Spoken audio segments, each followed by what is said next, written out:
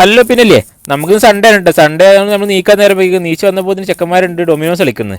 അപ്പോൾ ഓരോ കളിയും കണ്ടു തന്നെ നമ്മൾ അവിടുന്ന് ഫുഡ് ഉണ്ടാക്കാൻ പോയി. വൈകുന്നേരമാണ് നീറ്റത്. അപ്പോൾ എന്തായാലും നമുക്ക് ചായക്കടി ഉണ്ടാക്കാൻ അങ്ങനെ ചായക്കടി ഉണ്ടാക്കാൻ വേണ്ടി നോക്കിയപ്പോൾ ഗ്യാസ് കയറി നിൽക്കുന്നത്. ഉള്ളിയൊക്കെ എണ്ണയൊക്കെ എടുക്കുകയാണ്. അവിടുന്ന് നമ്മൾ ഗ്യാസ് ബുക്ക് ചെയ്തിരിക്കണം കേട്ടോ. ഗ്യാസ് ബുക്ക് ചെയ്ത് നേരെ നമ്മൾ ചിക്കൻ റെഡിയാക്കാൻ പോയി. ചിക്കൻ റെഡിയാക്കി വെച്ച് അതൊക്കെ കഴിഞ്ഞ് നമ്മൾ മക്രോണി സെറ്റാക്കാണ്ടായിരുന്നു. മക്രോണി സെറ്റാക്കി വെച്ച് അപ്പോൾ എന്താ ഗ്യാസ് വരുമ്പോൾ നമുക്ക് നോക്കാമല്ലോ. എന്തായാലും ഗ്യാസ് വരെ ഇനിയും ടൈമുണ്ട്. അപ്പോൾ എന്തായാലും നമ്മൾ ടി വിയിൽ കുറച്ച് പാട്ടൊക്കെ ഇട്ടാണ്, സ്റ്റെപ്പൊക്കെ ഇട്ട് ഇംഷാവ് ഉണ്ട് നമ്മുടെ കൂടെ, എല്ലാവരും കളിക്കുന്നുണ്ടല്ലോ ഇവിടെ. അപ്പോൾ ഇവിടെ നിന്ന് കുറച്ച് വർത്താനം പറഞ്ഞിരുന്നു.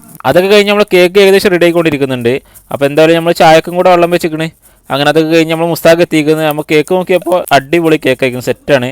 അങ്ങനെ നമ്മളെല്ലാവരും അതൊക്കെ കഴിച്ച് സെറ്റായിരുന്നു. നമുക്ക് നേരെ മദീനയിലൊക്കെ പോകുന്നുണ്ട്. അങ്ങനെ അതൊക്കെ കഴിഞ്ഞ് നമ്മൾ നേരെ ഫ്രഷ് ആയി. അപ്പോൾ നമ്മൾ ടച്ചിൻ്റെ ഫോട്ടോ ഉണ്ട്. ടച്ചിനെ പോയ വിഷമത്തിൽ ഇട്ട് വെച്ചതാണ്. അപ്പോൾ ഇന്ത്യൻ്റെ പെണ്ണുങ്ങളിൽ ഫോട്ടോ ഉണ്ട്.